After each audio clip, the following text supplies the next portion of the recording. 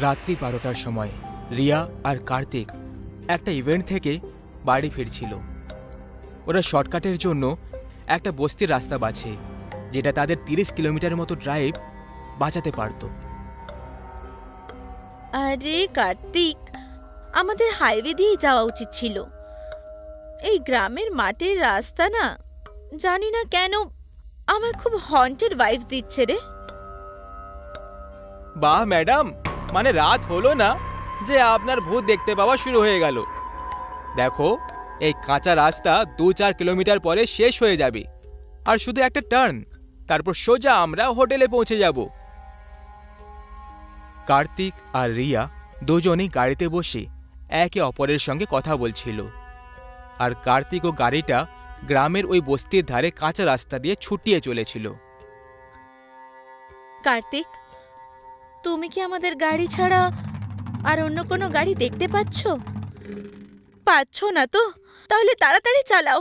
কোথাও কোনো ভয়ঙ্কর কাল আমাদের মৃত্যুর ঘাটে পৌঁছানোর জন্য অপেক্ষা করছে না তো?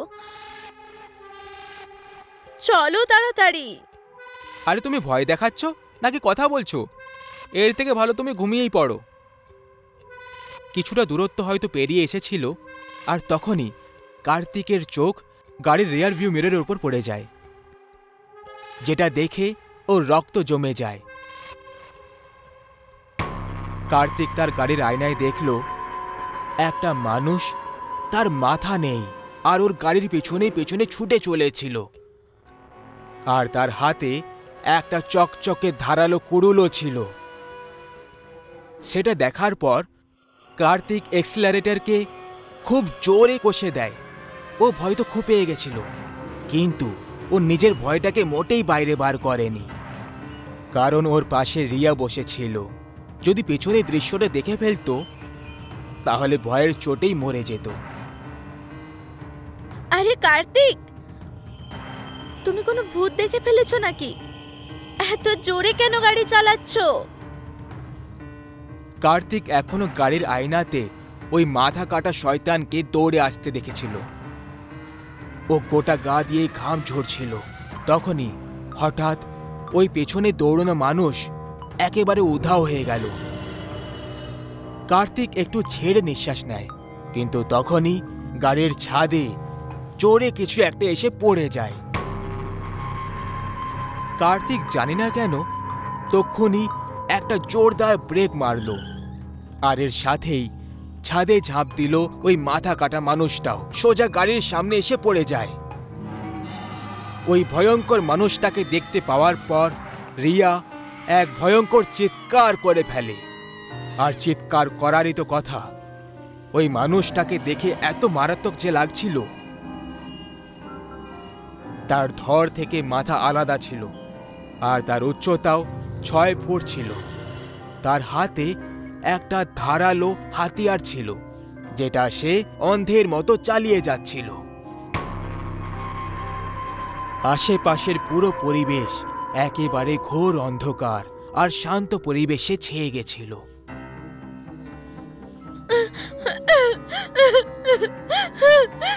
কার্তিক, আমি বলেছিলাম না এই রাস্তা দিয়ে যেও না, এই রাস্তা আমাদেরকে মেরে ফেলবে। রিয়া, শান্ত হয়ে যাও, চুপচাপ বসে থাকো। এরপর ওই মাথা কাটা মানুষটা আস্তে আস্তে ওদের কাছে আসতে শুরু করে, আর অন্ধের মতো নিজের কুড়ুলটা চালাতে শুরু করে। সে কাউকেই দেখতে পাচ্ছিল না, আর সেই কারণে সে কুড়ুল দিয়ে কখনো গাড়ির বোনাটে মারছিল, আর কখনো গাড়ির হেডলাইটে। কিন্তু তার আসল লক্ষ্য ছিল ওই দুজনের মাথা, যারা গাড়িতে একেবারে নিঃশ্বাস বন্ধ করে বসেছিল। আমি বুঝে গেছি এই রাক্ষসের খেলা। ও শুধু আমাদেরকে অনুভব করতে পারে, ও কিছুই দেখতে বা শুনতে পায় না, কারণ ওর কাছে মাথা নেই। তাহলে তুমি কি চাও? আমি এইভাবেই গাড়িতে বসে মৃত্যুর অপেক্ষা করতে থাকি, যে কখনো আসবে আর এসে আমার মাথা ধর থেকে আলাদা করে দেবে, আর আমার মারাত্মক কষ্টের সাথে মৃত্যু হয়ে যাক? কার্তিক রিয়ার কথা শুনে একেবারেই একমত ছিল না।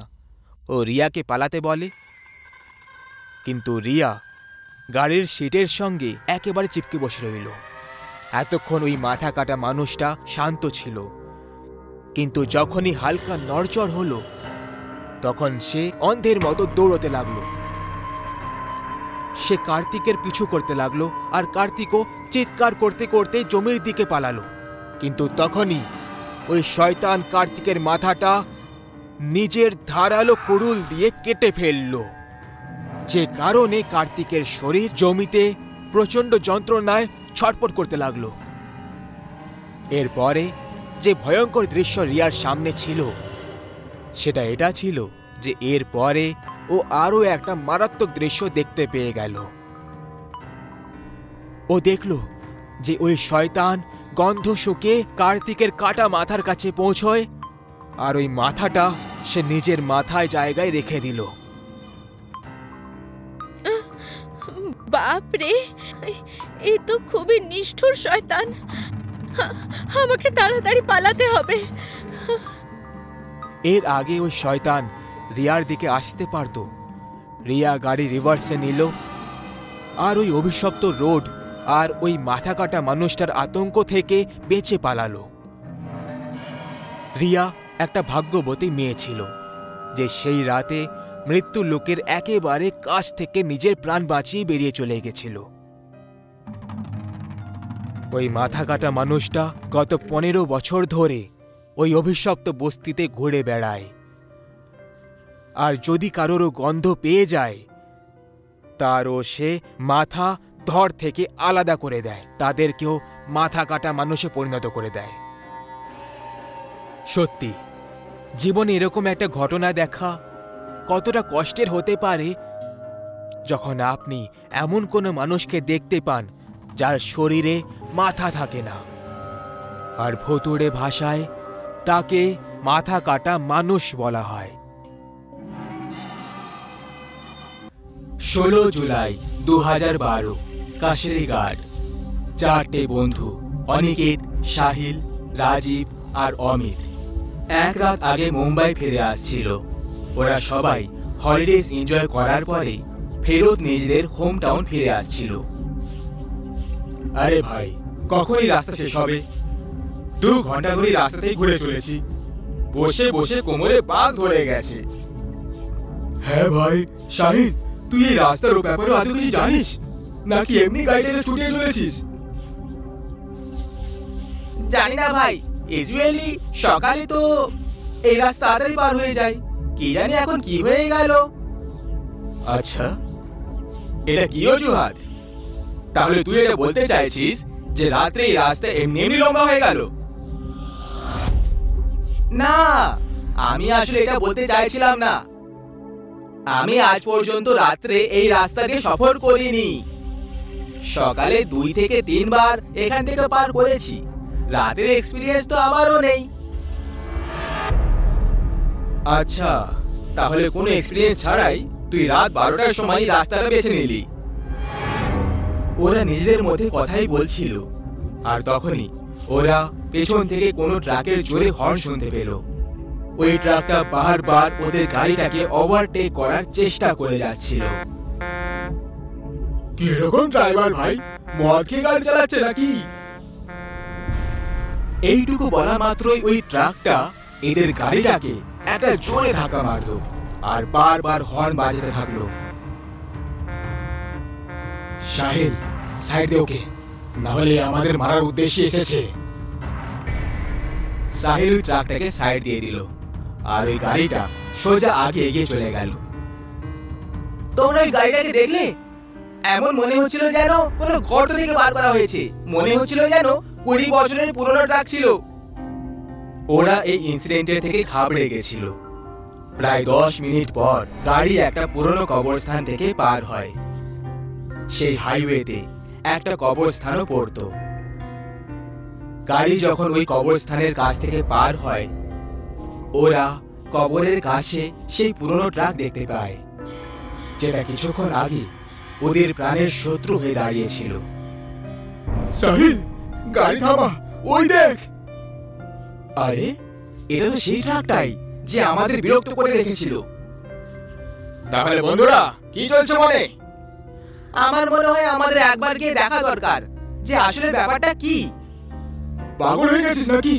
মাঝরাতে এইভাবে কবরস্থানে যাওয়ার কথা বলছিস? আরে মরতে চাস নাকি? অমিত ওদেরকে ওখানে যাওয়ার থেকে থামানোর চেষ্টা করে, কিন্তু তখনই ওরা ওই ট্রাক থেকেই একটা লোককে নিচে নামতে দেখতে পায়, যে কালো পোশাক পরে রেখেছিল আর তার মাথার উপর একটা হেড ছিল। সে প্রায় 7 ফিট লম্বা আর হাট্টা ঘাট্টা ছিল। এটা দেখে জানি না কেন সবার উৎসাহটা আরো বেড়ে গেল, আর অমিতকে ছেড়ে সবাই ওই লোকটার ব্যাপারে জানার জন্য উৎসুক হয়ে পড়ল। অমিতকেও বাধ্য হয়ে ওদের সঙ্গে যেতেই হলো, কারণ ও একা থেকে কি বা করে নিত। টর্চের আলোতে ওরা যখন ওই ট্রাকের কাছে, ওই দেওয়ালের কাছে পৌঁছলো, ওদের মন বসে গেল। ওরা যেটা দেখলো সেটা দেখার পরে ওদের গায়ে কাঁটা দিয়ে দিল। ওরা দেখলো একটা ট্রাক ড্রাইভার, মানে সেই মুখোশ পরা লোকটা, সে কবর খুঁড়ে দিয়ে মৃতদেহ পার করলো আর তাদের নির্দয়ভাবে খেয়ে যাচ্ছিল। ও শরীরের প্রত্যেকটা অঙ্গ পার করে করে খুবই কুৎসিত ভাবে খেয়ে চলেছিল। ভাই, এটা আবার কোন রাক্ষস? বেরো তাড়াতাড়ি এখান থেকে। ঘাবড়ে গিয়ে ওরা সবাই একসাথে পালালো, কিন্তু অমিত এত ভয় পেয়ে গেছিল যে ও নড়তেও পারলো না। ওদের আওয়াজ শুনে ওই শয়তানটা জানতে পেরে গেল যে কেউ তার উপর নজর রাখছে। সেই জন্য সে সোজা পেছনে ঘুরে তাকায়, আর ঘুরে তাকাতেই সে ওখানে 3টে ছেলেকে দৌড়তে আর একা সেখানে অমিতকে দাঁড়িয়ে থাকতে দেখে। ওই শয়তান অমিতের কাছে চলে আসে, আর ওই শয়তানটা সোজা অমিতের গলায় ঘাত করলো, আর একটা ঘাতেই অমিতের ভয়ঙ্কর চিৎকার বেরিয়ে গেল। আর এর সাথেই অমিতের গল্প এখানে শেষ হয়ে গেল। কিন্তু এর পরের দৃশ্যগুলো এর থেকেও ভয়ঙ্কর হওয়ার ছিল। পালাও সবাই তাড়াতাড়ি গাড়ির দিকে, থামবে না। সবাই গাড়ির দিকে দৌড়তে লাগলো, আর ফাইনালি গাড়ির কাছে এসে পৌঁছলো আর গাড়িতে বসে পড়লো। আর শয়তান এতক্ষণ অব্দি ওদের পেছনে দৌড়য়নি, বরং দূর থেকে দাঁড়িয়ে ওদের দেখে যাচ্ছিল। সাহিল, কি করছিস? তাড়াতাড়ি গাড়ি স্টার্ট কর। এখন গাড়ি স্টার্ট হচ্ছে না, আমি এখন কি করব? চেষ্টা তো করেই যাচ্ছি। সাহিল গাড়িটাকে স্টার্ট করার পুরো চেষ্টা করছিল, কিন্তু ওর গাড়ি স্টার্টই হচ্ছিল না। তখনই ওরা দেখতে পেল ওই দূরে দাঁড়িয়ে থাকা শয়তান অমিতের দেহটাকে খাওয়ার পর ধীরে ধীরে ওদের দিকে এগিয়ে আসছে। ও এখন দ্রুত হয়ে গেছিল, আর ওই গাড়িটার প্রায় কাছে এসে গেছিল।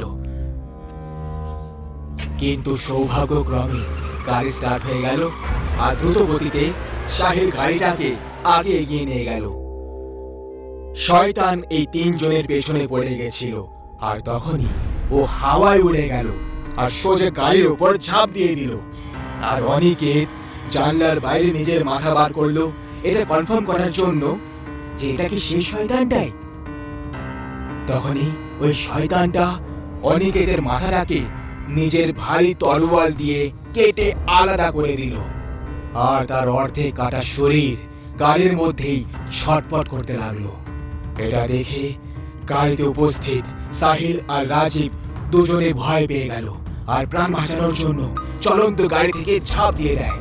ওরা দুজন ঘাসের ময়দানে পড়ে যায়, যে কারণে ওদের কম আঘাত লাগলো। ওরা দুজন নিঃশ্বাস বন্ধ করে চুপচাপ শুয়ে পড়ে থাকে, কিন্তু ওদের ভয়টাকে ওই শয়তানটা অনুভব করে নেয়। আর তারপর সে রাজীবকে এক কোণে দেখতে পেয়ে যায়। ওই শয়তানটা লম্বা নখ আর নিজের ধারালো তরোয়াল দিয়ে রাজীবের উপর ঘাত করে দেয়, যে কারণে ওর ভয়ঙ্কর চিৎকার বের হয়ে গেল। আর ওর গল্পটাও এখানেই শেষ হয়ে গেল। ওর মাথাটাও ধর থেকে মাটিতে এসে পড়ে যায়। ওই শয়তানটা সাহিলকে দেখতে পায়নি, আর সাহিলও রাজীবের মৃত্যুর সময় ওখান থেকে বেরিয়ে চলে গেছিল, যে কারণে ও বেঁচে পালিয়ে যায়। 16 ডিসেম্বর 2012 রাতে কাসেরিঘাট হাইওয়েতে যে ভয়ঙ্কর দুর্ঘটনা ওদের সঙ্গে ঘটল, সেটা থেকে সবাইকে এটা শিখে নেওয়া দরকার যে অন্ধকার রাতে ভূতেদের রাস্তা দিয়ে পার হওয়ার ফল কতটা মারাত্মক হতে পারে। কথায় বলে ওই ভূতের রাস্তার কাহিনীতে কোনো শয়তান আছে যে প্রত্যেক রাতে 12টা থেকে 3টের মধ্যে নিজের পুরনো মারাত্মক ট্রাকে বসে নিজের শিকারের পিছু করতে থাকে, আর তাদেরকে মেরে কবরস্থানে দফন করে দেয়। পরের রাতে তাকে সেই কবর থেকেই বার করে তার শরীরের টুকরোগুলোকে খেতে থাকে, যে কারণে সে অমর থাকতে পারে।